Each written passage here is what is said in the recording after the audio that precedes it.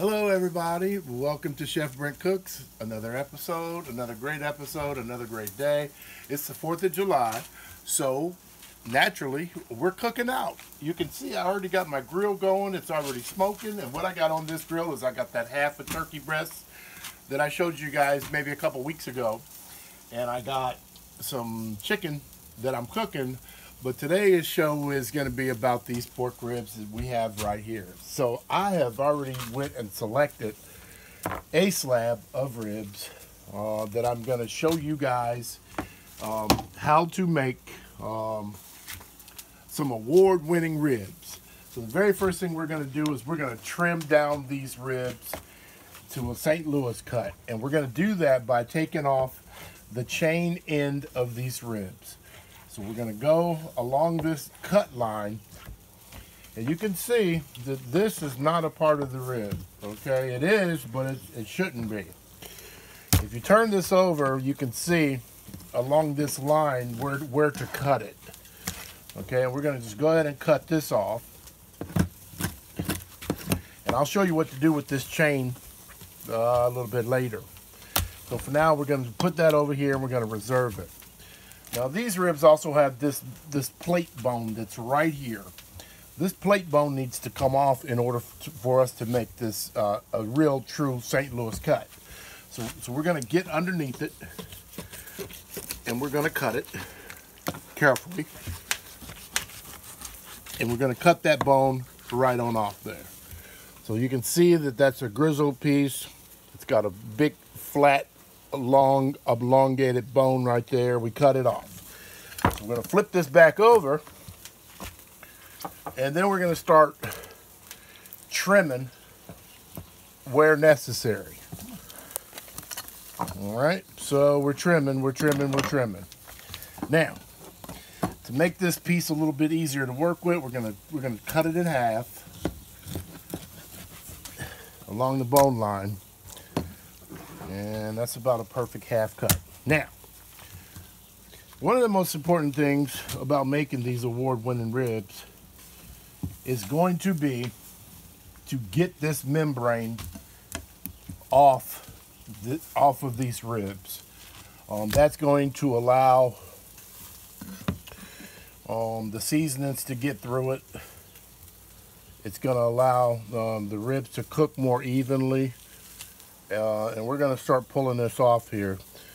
And you can do it with a needle nose pliers, or you can do it with whatever kitchen tool you got, but you have to be able to get this off here in order to make good ribs. And you can see I'm just going to take this fork, and I'm just going to start pulling this silver skin off. Okay? And I'm just running it right underneath. Right on underneath. And I'm going to keep doing that. I know it seems like it's a lot of work, but this here pays its own dividends, okay? And once you get it to a certain point, you can go ahead and pull it, and it comes right off, okay? And we're going to make sure that we get it all off there, and we're going to just pull this on up. You take a pair of needle nose pliers or a pair of vice grips, whatever you want to use to get it off there. But once you get it off there, it should look like that. Now one thing is that we're going to do is we're going to make a few cuts along the back side of this rib. And we're going to cut through any remaining membrane that's still on there, okay? Don't worry about the rest of it because the heat will take care of that, okay? So that's what will happen with that. So now, while we're at it, we're going to go ahead and pull the other half of the silver skin off of this one as well. And you can see this one has a little bit more. So we're going to trim these down just so we can get underneath it and get all of that out of there. Okay? We're going to trim it off there. Anything that doesn't look right, we're going to trim it out. And we're going to use the remainder trim meat for something else. So for now, we're going to run our fork right back underneath there and get that membrane out of there. And you can start on any end, it doesn't matter. Just the main thing is to make sure you get it out of there. And you can see once you get it to a certain point, you just pull it and it starts to come right up. Okay, so we're going to continue to do that, making sure to get it out of there. We got a big piece down here. We'll get down on this end and start pulling. Okay, you could also cut this away at some point. And once you get to cutting it, you can pull it up and it'll come up. It comes up pretty easily once you get it started, okay? And this on this end, it's just a lot of fat, but it does have some membrane, and I've pulled up most of it. I don't want to sacrifice my meat by continuing to dig down into it. So what we're going to do at this point is we're going to season these ribs. And I'm going to show you guys how I go about seasoning these ribs to get the spices on there uniformly and to make it work. So the first thing I do is I take Reynolds wrap, no cheap foil. All right, I'm going to place this side down. Well, it doesn't really matter.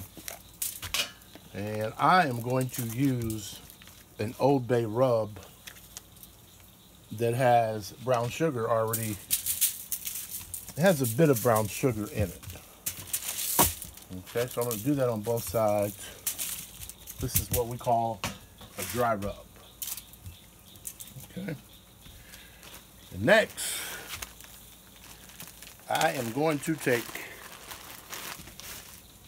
brown sugar and I am going to apply it to the top side of the ribs. Not so much the back side, but the front side I will. Now, the main reason I've done that only on one side is as I wrap these ribs in this foil, they're going to continue to cook. The flavor is going to cook through, and we're going to wrap them. We're going to wrap them up, and we're going to wrap them again. All right.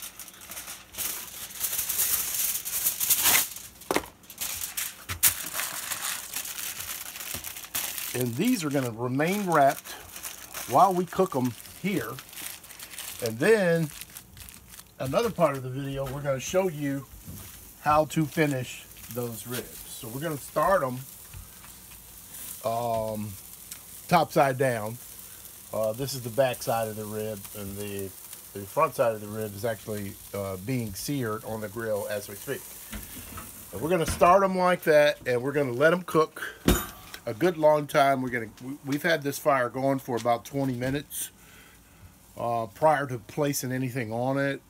It really does matter. We got a good hot fire going here. You can see we're smoking up the neighborhood. And one thing I did want to tell you guys is when you are the chief grocery shopper for your family, you are the gatekeeper to your family's health. And, you know, a lot of people always ask me about scratch cooking and why I scratch cook the way I do, and why I scratch cook almost absolutely everything, including salad dressings, including bread, I do that because I'm the gatekeeper for my family's health, their food health. I'm doing this pork for you guys, but I really don't eat very much pork at all. Hardly ever do I eat pork. Today, Maybe I'll make an exception, maybe I won't. I do have chicken, I do have turkey, I do have other things. I don't recommend uh, for African Americans at least that we indulge in things that have to do with the pig because of the hypertension and because of the things that are associated with pig. Now, I will say this: pigs today have more diseases than probably any other piece of meat or livestock that we can cook. So there's also some concerns about how you cook it, how to cook it, the length of time to cook it. Things have to do with your health. But I don't want to scare anybody away that's thinking about eating some ribs today because, hey, it is the 4th of July and you got to live a little, but you want to make sure that you're doing everything you can to maintain your health. With that in mind, what we're gonna do is we're gonna start these ribs off out here on the grill, and we're gonna let them cook for a good long time. However, at the end, what we're gonna do is we're gonna place these ribs. We're gonna take the foil out. We're gonna place the ribs in an oven bag, and we're gonna finish it in the oven.